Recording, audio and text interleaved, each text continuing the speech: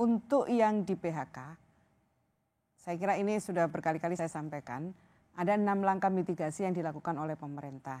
Yang pertama adalah stimulus ekonomi bagi pelaku usaha.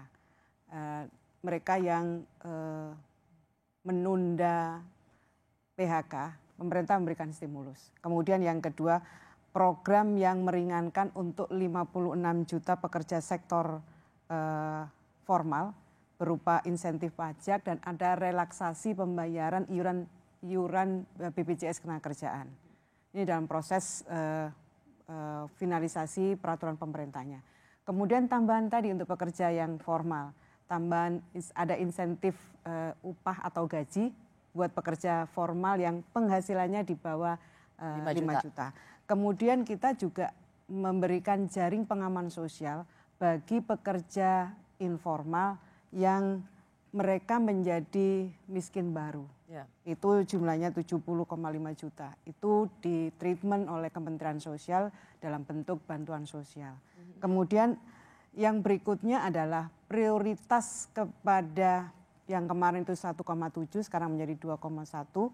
Mereka yang di PHK atau yang dirumahkan dengan tanpa gaji, mereka diprioritaskan untuk mendapatkan pelayanan program Kartu Prakerja. Oke. Jadi di program Kartu Prakerja ini diprioritaskan untuk yang di PHK dan yang dirumahkan. Program Kartu Prakerja ini di samping mendapatkan pelatihan vokasi, di situ ada insentif yang diberikan.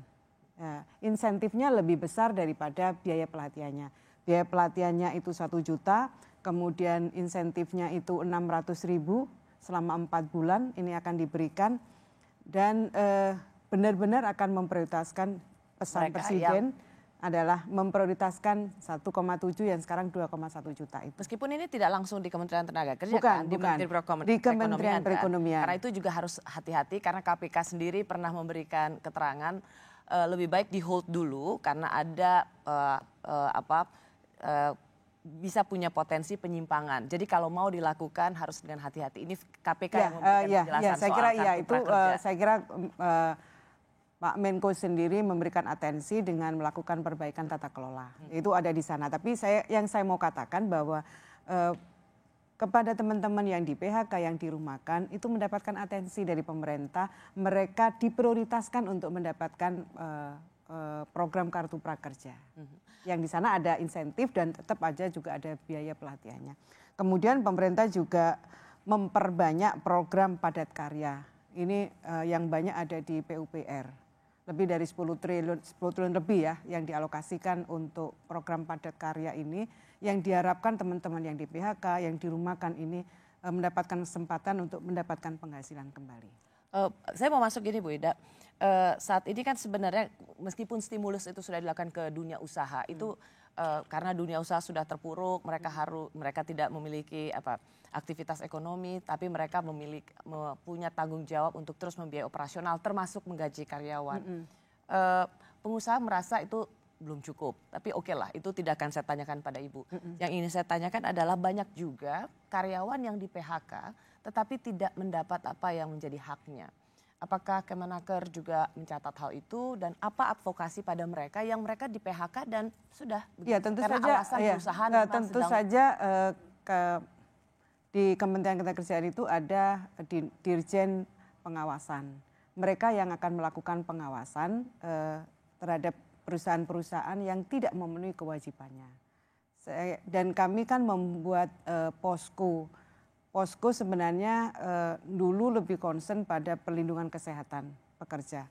Tapi yang banyak adalah teman-teman mengadukan, di antaranya adalah mengadukan ketika mereka tidak mendapatkan haknya di PHK secara sepihak.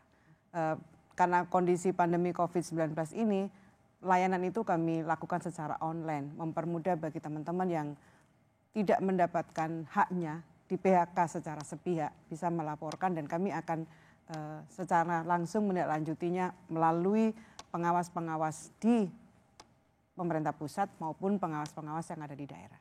Bu Ida, ada terobosan lain nggak Bu? Atau misalnya upaya lain? Kan sebenarnya ada 2 problem di kita, yaitu 1 meningkatkan konsumsi dalam hal ini daya beli masyarakat, 2 UMKM. Nah, para pekerja ini kan mengapa tidak ada daya beli? Ya tadi ada PHK, tidak punya betul. penghasilan dan lain sebagainya. Apakah misalnya dari Kementerian Tenaga Kerja punya terobosan lain? Misalnya tadi saya kepikiran tunjangan hari tua misalnya. Toh itu uang karyawan. Daripada diambil nanti, kenapa nggak diberikan saja pada karyawan saat ini supaya mereka punya uang dan mereka bisa belanja? Dan ternyata memang banyak teman-teman yang memanfaatkan, mengklaim ke BPJS Ketenagakerjaan. Tentu kami harus BPJS ya, kami itu BPJS Ketenagakerjaan harus mempertimbangkan kemampuan likuiditasnya, saya kira. Mereka tentu memiliki hitungan-hitungan kemampuan untuk membayarkan itu. Karena saya kepikirannya gini Bu Ida, betul bahwa ya harus ada juga melihat ketahanan finansialnya. Karena toh kalau itu misalnya dalam setiap strategi investasi itu diinvestasikan, toh saat ini kan memang sedang tidak terlalu baik. Jadi daripada toh berdiam di bank misalnya, kenapa tidak diberikan kepada BPJS Ketenagakerjaan ini kan tadi saya sudah sampaikan. Ada relaksasi pembayaran iuran BPJS Ketenagakerjaan. Saya kira relaksasi ini teman-teman ini untuk JKK dan JKM hanya membayar 1%. Selama yang dulu kita rencanakan 4 bulan, kemudian menjadi 6 bulan, sekarang menjadi 12 bulan, itu salah satu bentuk kepedulian kami dalam kondisi yang sulit seperti ini. Oke, terakhir Bu untuk bicara pada bagian ini. Ada sesuatu yang juga sebenarnya sedikit mencemaskan. Karena Bappenas memprediksi kalau kita terus berada dalam situasi seperti ini, 2021 itu angka pengangguran tuh bisa menyentuh 12,7 juta. Itu bahkan mengalahkan sejarah bagaimana kita bisa mengurangi tingkat pengangguran. Bagaimana kita mematahkan prediksi ini? Karena ini dikeluarkan sendiri oleh Bappenas. Ya, begini Mbak Rosi. Sebenarnya tingkat pengangguran terbuka kita per Februari 2020 itu turun, Mbak. Kalau Agustus 2019 pengangguran kita itu 7.050.000, 5,2%. Sebenarnya Februari 2020 pengangguran kita turun menjadi 6,8 juta. Turun sebenarnya. Tapi memang kemudian karena ada COVID, ada pandemi ini, kemudian data yang sementara ada kan 3,5 juta. Kira-kira kalau 6,8 ditambah dengan 3,5 kan tidak sampai 12 juta. Kita akan terus berusaha agar tingkat pengangguran ini kita bisa tekan Mbak Rosi dengan segala cara dan upaya. Oke.